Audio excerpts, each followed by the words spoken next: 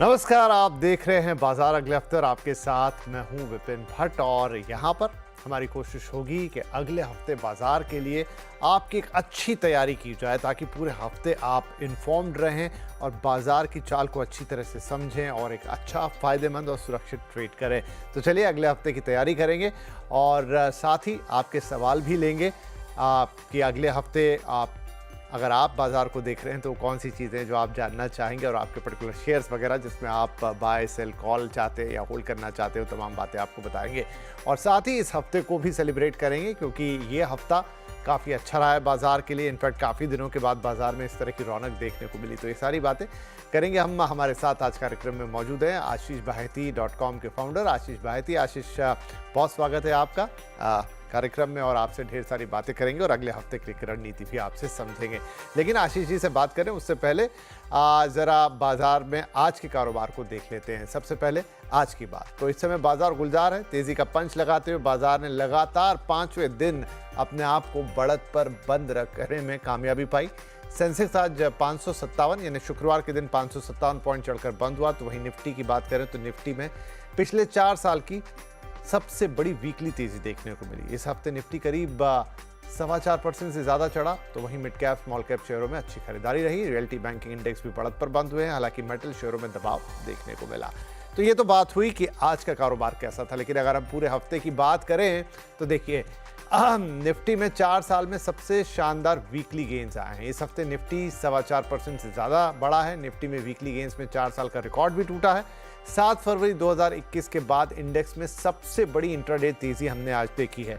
Index एक महीने में करीब यहाँ पर आपके सामने है, एक महीने में 6% के रिटर्न। हालांकि बाकी लॉन्ग टर्म रिटर्न देखें थोड़ा अलग है। अच्छा, इस हफ्ते में आप देखिए सेंसेक्स 4% से ज़्यादा के रिटर्न्स, निफ्टी में 4.25% के रिटर्न्स और निफ्टी बैंक में आप तेज़ी देखिए करीब 5.25% से ज़्यादा की।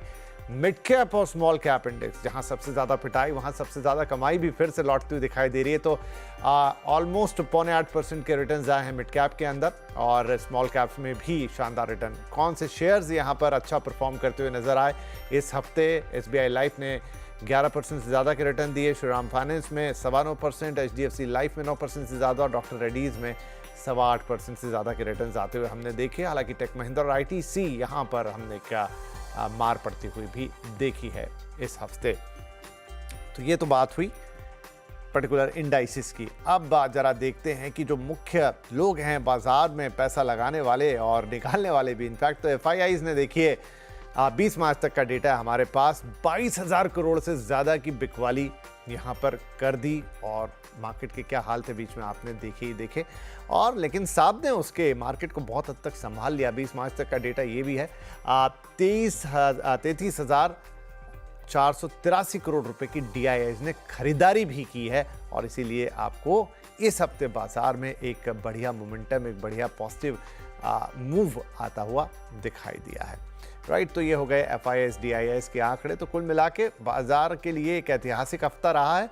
और सबसे बड़ी बात कि जो मोमेंटम कहीं खो गया था, जो एक पूरी स्पिरिट डाउन थी और जो एकदम सब तरफ लाल ही लाल रंग आ गया था, तो अब बाजार में वो एक बाउंस बैक आता हुआ दिखाई दिया है। राइट, तो चलिए बातचीत की शुरुआत करते हैं। आशीष, बेहद शानदार हफ्ता निफ्टी के लिहाज से। तो 3-4 साल के रिकॉर्ड्स यहाँ टूट गए और बाकी भी हमने देखा कि बहुत अच्छी रिकवरी देखने को मिली। स्मॉल और मिड कैप खास तौर पे जहां बहुत पिटाई हो गई थी वहां भी एक बाउंस बैक आता हुआ देखा। क्या इस हफ्ते को एक फाइनल रिवर्सल का वीक मान सकते हैं या अभी थोड़ी जल्दबाजी होगी कहना?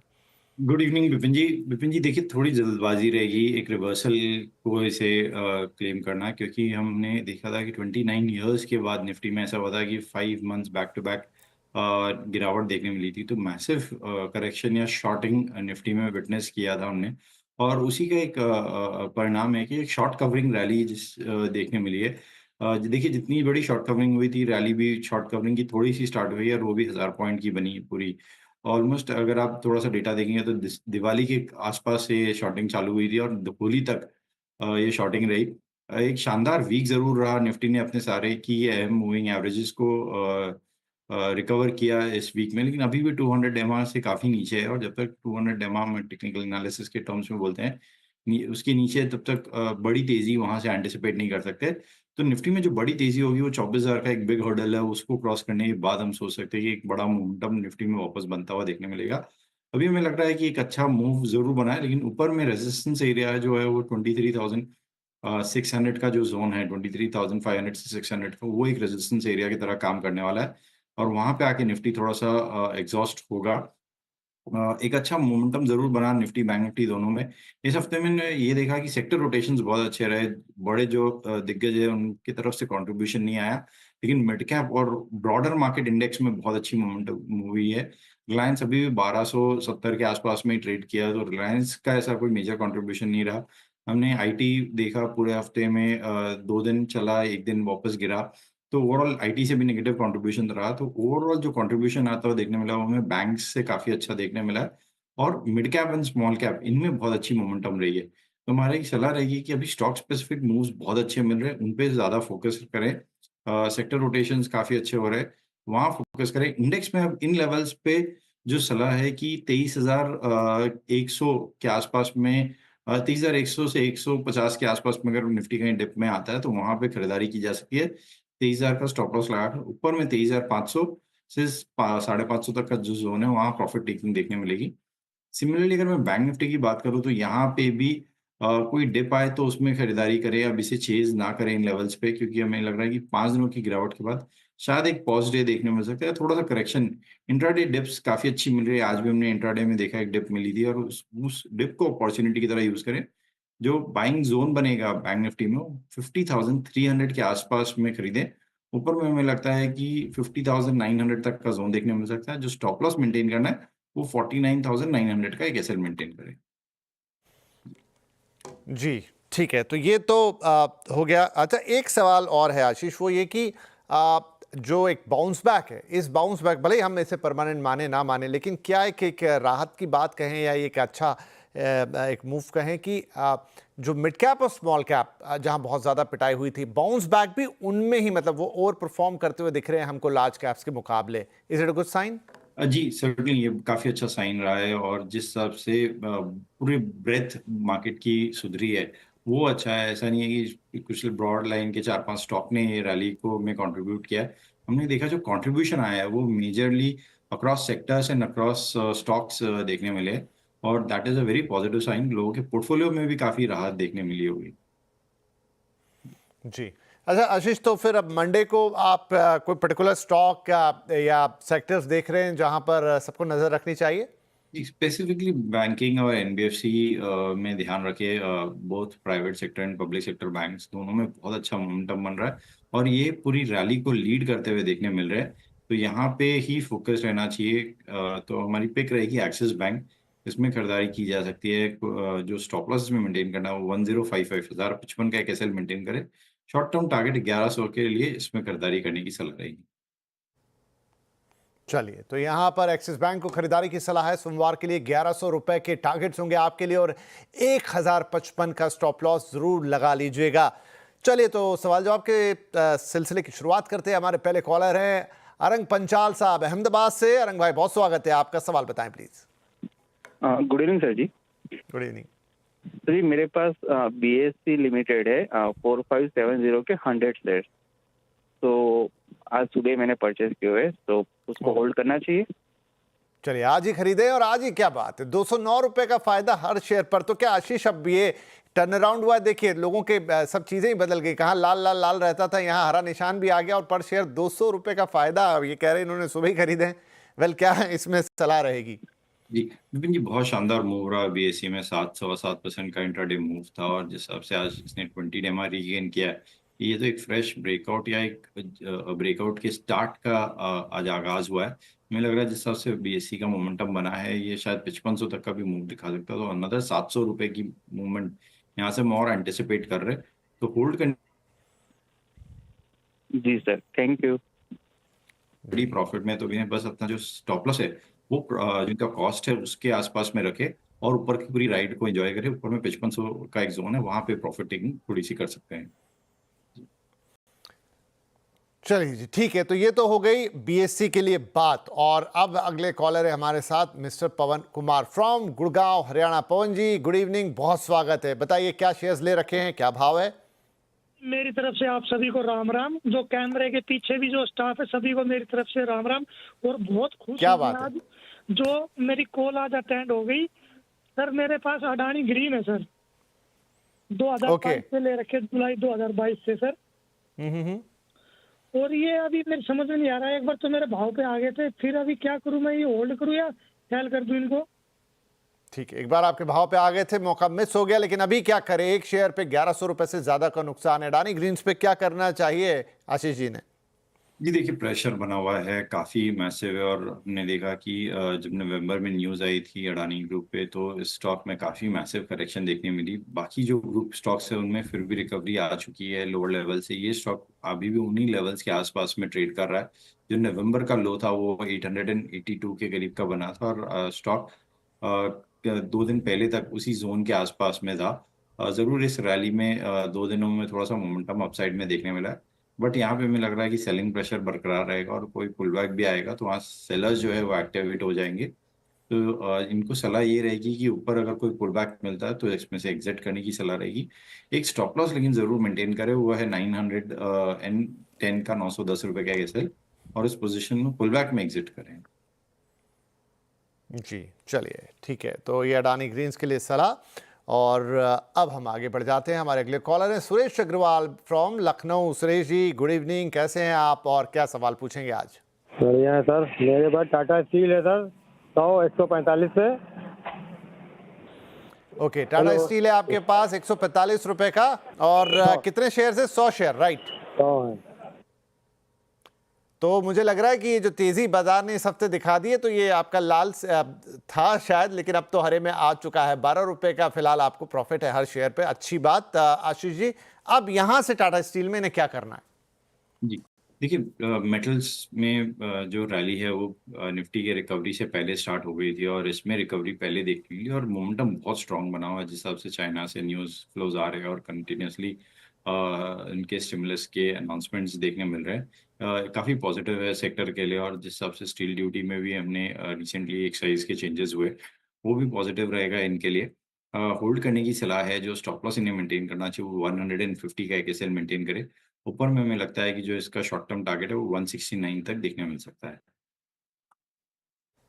राइट, चलिए, तो टाटा स्टील में 169 तक के टारगेट्स देखने को मिल सकते हैं। होल्ड कर लीजिए टाटा स्टील को फिलहाल, आपका प्रॉफिट थोड़ा और बढ़ता हुआ नजर आ सकता है। आगे बढ़ जाते हैं हम। मिस्टर सुरेश अग्रवाल फ्रॉम लखनऊ, आपका सवाल हो गया। अब हैं वीना जी, वीना देव फ्रॉम बेंगलुरु। बहुत स्वागत है आपका, क्या सवाल रहेगा? Hello sir. हाँ जी प्रणाम, बताइए क्या सवाल है आपका? मेरा शेयर है टाटा पावर 379 पर 50 शेयर है। ओके, अभी जस्ट आया है उस भाव पे, क्या करना है लॉन्ग टर्म के लिए? ठीक है, आज ऐसे बहुत सवाल आएंगे क्योंकि इस एक हफ्ते की रिस्पाइट रैली ने सबको कम से कम उनके भाव के आसपास पहुंचा दिया है। तो यहाँ देखिए 50 पैसे प्रॉफिट में आ गया है शेयर। अभी टाटा स्टील की बात हुई, बात टाटा पावर की है। क्या करना चाहिए आशीष जी, वीना जी को? जी देखिए, अच्छा एक बेस बनाया स्टॉक ने, और जो गिरावट थी जनवरी से लेकर ऑलमोस्ट मार्च तक 345 के आसपास में, इसमें हमने देखा कि एक स्ट्रॉन्ग सपोर्ट एरिया बना है, और गिरावट में उस जोन पे कंटिन्यूसली एक बाइंग इंटरेस्ट बन रहा था। और अब जैसे ही थोड़ा सा मार्केट रिकवर हुआ, ये स्टॉक ने आउट परफॉर्म करते हुए दिखाना शुरू कर दिया है। तो होल्ड करने की सलाह है। हमें लग रहा है शॉर्ट टर्म में इसमें 400 तक का जोन देखने मिल सकता है, और अगर 400 का ब्रेकआउट आता है तो फिर इसमें जो इसका 200 एमएफ 415 तक, वहां तक ये स्टॉक जाता हुआ देखने मिल सकता है। तो इमीडिएट जो हर्डल या रेजिस्टेंस एरिया वो 400 है, और अगर वो टूटता है तो 415 तक का भी जोन इन्हें देखने मिल सकता है। तो होल्ड करें इस पोजीशन को, सिर्फ 370 रुपए में एक स्टॉप लॉस जरूर मेंटेन करें। चलिए, तो यहाँ पर एक 370 रुपए के स्टॉप लॉस के साथ यहाँ पर होल्ड करने की सलाह टाटा पावर को। आगे और भी ऊपर दाम देख सकते हैं। राइट, आगे बढ़ जाते हैं। अगले कॉलर है हमारे मिस्टर जमशेद फ्रॉम कानपुर। जमशेद जी स्वागत है आपका, क्या सवाल पूछेंगे? जी सर, हमारे पास 8,100 शेयर है आरसीएफ के 192 के रेट से, और आईआरएफसी है 5,151 के रेट से। ओके जी, तो देखिए IRFC में तो आपको जी फायदा हो गया 78 रुपये 66 पैसे प्रति शेयर का। बहुत बधाई, और क्वांटिटी अच्छी खासी है आपके पास 5000 शेयर्स की। लेकिन RCF एक बार फिर से दिखाइएगा, वहां मुझे लाल निशान दिखाई दिया था 192 के भाव पर। जी हाँ, 64 रुपए का लॉस। तो चलिए पहले घाटे वाले शेयर का क्या करना है ये कर लें। यहाँ भी क्वांटिटी बड़ी है आपके पास। RCF में क्या करना चाहिए आशीष जी? जी, देखिए एक पैटर्न होता है डब्ल्यू पैटर्न, वो बना है स्टॉक में। डब्ल्यू पैटर्न का सिग्निफिकेंस ये होता है कि स्टॉक ने डबल बॉटम अटेम्प्ट किया 114 के जोन में और उसका ब्रेकआउट देखने मिला है। तो इस पैटर्न का जो ब्रेकआउट है वो करीब करीब 13 रुपए का मूव यहाँ से हम एंटिसिपेट कर सकते हैं। तो जो इमीडिएट शॉर्ट टर्म टारगेट दिख रहे हैं हमें, वो 140 तक का ये स्टॉक जाता हुआ देखने मिल सकता है। उसके बाद वापस एक रेजिस्टेंस एरिया, तो 140 के आसपास में स्टॉक है, तो वापस एक बार चार्ट चेक करवा लें। जो इन्हें स्टॉप लॉस मेंटेन करना चाहिए वो 120 रुपए का एक एसएल मेंटेन करे आरसीएफ में, और 140 के शॉर्ट टर्म टारगेट के लिए पोजीशन में बने रहे और 140 पे वापस एक बार चार्ट को री एनालाइज करवा ले। वहीं अगर मैं आईआरएफसी की बात करूं तो यहाँ चार्ट स्ट्रक्चर अच्छा है, क्लीन ब्रेकआउट स्टॉक में देखने मिला 19 तारीख को, और उसके बाद वापस 2 दिन की पॉज, अब ऊपर में कंसोलिडेशन चल रहा है और यहाँ से हमें लग रहा है वापस एक पुल बैक देखने मिल सकता है। तो आईआरएफसी में भी हमारा जो शॉर्ट टर्म टारगेट है वो 144 तक का इसमें देखने मिल सकता है। तो इसे भी होल्ड कर इस पोजीशन को। इन्हें जो स्टॉप लॉस मेंटेन करना चाहिए, सिर्फ उसे ट्रेल करके ऊपर ले आए, इनका कॉस्ट काफी नीचे का है, तो 120 रुपए के करीब ट्रेल करके ऊपर ले आए। ऑलरेडी इन्हें मेरे ख्याल से आज स्टॉक एक्स डिविडेंड हुआ है, तो 80 पैसे का डिविडेंड भी मिला होगा। वाह जमशेद जी, तो बहुत ही बढ़िया है, सब कुछ अच्छा है आपके लिए। खासतौर पे IRFC में डिविडेंड भी आ गया, स्टॉक में अभी और ऊपर जाने की गुंजाइश है। 140 रुपए के टारगेट्स दे दिए गए हैं, 120 रुपए का स्टॉप लॉस लगा लेना है ना, फायदा यहाँ से बढ़ता हुआ दिखाई देगा। जहां तक बात थी RCF की, तो वहां पर आपको जो है वो स्टॉप लॉस 120 का वहां भी लगा लेना है और होल्ड करने की सलाह। 140 पे जब आ जाए, यानी आपका लॉस थोड़ा तो रिकवर होगा, वहां एक बार दोबारा सलाह लेने की आपको सलाह दी जाती है। तो ये आपके लिए दोनों सवाल हो गए। आगे बढ़ जाएं हम। राजेंद्र गुप्ता नई दिल्ली से हमारे साथ हैं, हमारे अगले कॉलर। और राजेंद्र जी बहुत स्वागत, गुड इवनिंग, क्या सवाल होगा सर? नमस्कार सर, आपने मेरा सवाल लिया, बहुत बहुत धन्यवाद। आपने भेजा उसके लिए आपको बहुत बहुत धन्यवाद सर, बताइए। मैं आपकी उसको चैनल का बहुत ही फैन हूँ, देखता रहता हूँ रोज रेगुलर। बहुत धन्यवाद सर, बहुत धन्यवाद। अच्छा, मेरे सर ये सवाल ये है, एक्सप्लियो सॉल्यूशंस लिमिटेड 60 शेयर है 1230 के हिसाब से। सॉरी, मैं कंपनी आपने कौन सी बताई सर? एक्सप्लियो, XEXPLEO। आशीष जी कुछ आइडिया आपको? मैं नहीं समझ पा रहा हूँ इसे। एक्सप्लियो नहीं, मैं भी नहीं समझ पाया। अच्छा, आपने रामको का भी शेयर भेजा है सर, वो ले ले। अच्छा, रैमको का भी है 200 शेयर 310 के हिसाब से। ठीक है, ये देख लेते हैं। रामको 200 शेयर 310 के हिसाब से, देखिए 80 रुपए के आसपास का घाटा लग रहा है। अभी शेयर आपके पास 200 हैं। रामको में क्या ये घाटा पूरा होगा, कब तक होल्ड करना होगा, क्या स्ट्रेटेजी रखनी होगी, ये हम आशीष जी से पूछ लेते हैं बाकायदा। आशीष सर क्या करें राजेंद्र जी? जी, देखिए यहाँ पे स्टॉक में एक जो जिसे हम बोलते हैं सपोर्ट जोन, वो देखने मिल रहा है। लास्ट ईयर 24 अगस्त 2024 में और वापस अक्टूबर 2024 में स्टॉक में जो गिरावट आई थी वो इन्हीं लेवल्स पे थमती हुई देखने मिली, और यहाँ से एक पुल बैक देखने मिला है हर बार। हमें लग रहा है कि स्टॉक में यहाँ पे भी कंसोलिडेशन या बेस फॉर्मेशन चल रहा है, और एक पुल बैक हम एंटिसिपेट कर रहे हैं जो कि 250 तक का जोन दिखा सकता है। तो होल्ड करें इस पोजीशन को, एक स्टॉप लॉस जरूर इन्हें 224 के करीब का मेंटेन करें। तो ये हो गई रामको में सलाह गुप्ता जी के लिए। और इसी के साथ हमारे लिए वक्त हो गया एक छोटे से ब्रेक का, लेकिन ब्रेक के बाद आएंगे तो कुछ और सवाल लेंगे। आज लोगों को कई बार पूरे हफ्ते के दौरान अच्छे प्रॉफिट्स भी हुए हैं, जो ऑलरेडी लाल रंग में थे उनके शेयर इधर आ गए। एक पॉजिटिव मूव, थोड़ा हर्षोल्लास का माहौल, इस माहौल को जारी रखेंगे और इसी उम्मीद के साथ अगले हफ्ते में प्रवेश भी करेंगे। एक छोटा ब्रेक के बाद बातचीत जारी रखेंगे।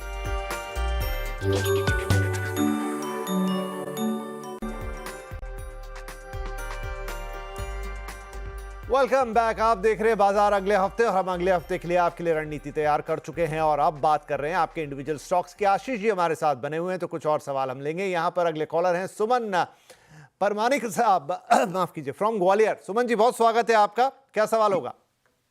Sir good evening sir. Good evening, good evening, बताइए सर।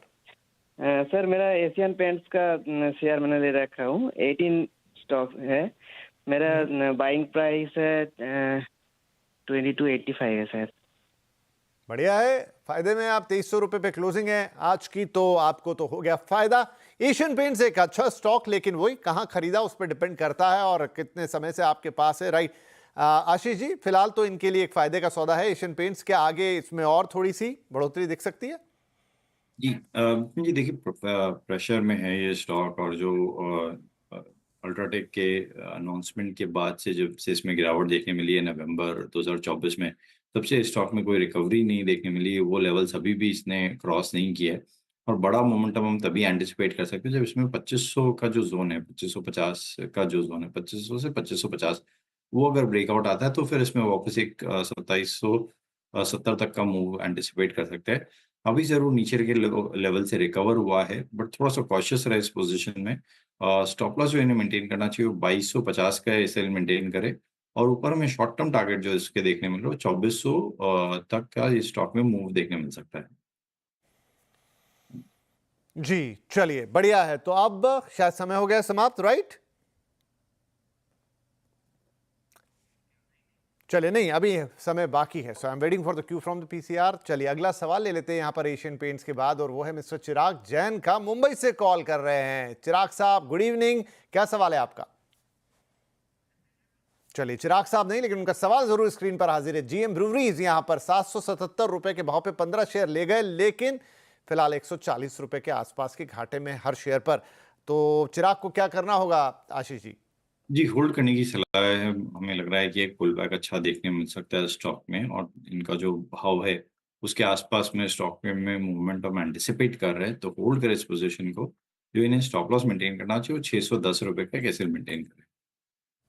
चलिए, तो ये जीएम शिपयार्ड पर हो गए, होल्ड करने की सलाह यहाँ पर दे रहे हैं जीएम ब्रूवरीज को। और अगला सवाल आ गया है रितेश कुमार साहब का, जो कि गुरुग्राम से है, और होल्ड करने की सलाह, मैं स्टॉप लॉस ही बताना चाह रहा था, 610 रुपए का लगाना होगा जीएम ब्रूवरीज के अंदर। रितेश कुमार साहब का गुरुग्राम से सवाल है, आपके पास टाटा एलेक्सी के 30 शेयर हैं, 7330 के भाव पर 1800 रुपए से ऊपर का नुकसान हर शेयर पर। टाटा एलेक्सी का ये शेयर इन्होंने बहुत ऊपर में खरीदा हुआ आशीष जी, पर नुकसान बड़ा है, क्या कोई संभावना रिकवरी की? जी देखिए, प्रेशर बना हुआ रहेगा, स्पेसिफिकली आईटी स्टॉक्स में काफ़ी प्रेशर हम देख रहे हैं कि कंटिन्यूसली बना हुआ है, और जहां वैल्यूएशंस रिच है वहाँ जो प्रॉफिट टेकिंग है वो ज़्यादा देखने मिल रही है। तो specifically stocks like Tata Elxsi, जो कि काफ़ी अग्रेसिव वैल्यूएशंस पे ट्रेड करता था कंपेयर टू इट्स पीयर्स, तो यहाँ प्रेशर इसलिए ज़्यादा बना हुआ है, और कोई भी पुल बैक भी आ रहा है तो सस्टेन नहीं कर पा रहा है।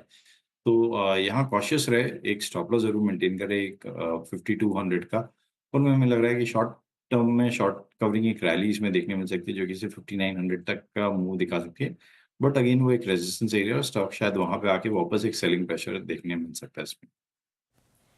राइट, चलिए अब समय समाप्त हो गया है, मुझे सूचना मिल रही है। तो आशीष जी, सबसे पहले तो बहुत बहुत धन्यवाद, आपने वक्त निकाला हमारे दर्शकों के लिए, अगले हफ्ते के लिए एक गाइडलाइन दी, एक पाथ दिखाया कि क्या आप अगले हफ्ते एक्सपेक्ट कर सकते हैं बाजार से, और इनफैक्ट कौन से शेयर्स पे आप ध्यान रख सकते हैं। बहुत बहुत धन्यवाद। जाने से पहले कोई डिस्क्लोजर्स? जी, इनमें से जितने भी स्टॉक्स हमने डिस्कस किया उसमें किसी में भी मेरी पर्सनल ट्रेडिंग पोजीशन नहीं है। निफ्टी बैंक निफ्टी में जरूर हमारी ट्रेडिंग पोजीशंस रहती है।